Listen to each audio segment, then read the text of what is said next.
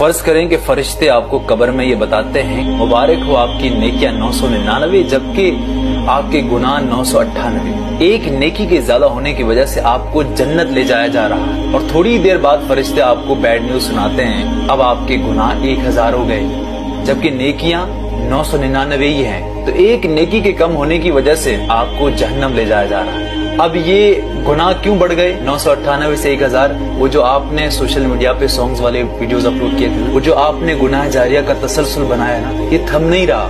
یہ لوگ اس آپ نے جو ساؤنڈ اپلوڈ کیا تھا اس پہ ویڈیوز بناتے جا رہے ہیں، وہ جو غلط ویڈیوز آپ نے اس کو شیئر کیا تھا نا، وہ ابھی تک دیکھ رہا ہے، وہ ابھی تک شیئر کر رہا ہے۔ تو اس طرح کی چیزیں جب آپ کرتے ہیں تو آپ کو کبھی معافی نہیں ملتی۔ ایٹ اے ٹائم اللہ سے آپ رو کر معافی مانگے گا، اللہ معاف کرے گا، لیکن آپ نے دوسرے کو بھی شامل کیا ہے تو یہ سلسلہ کبھی ختم نہیں ہوگا۔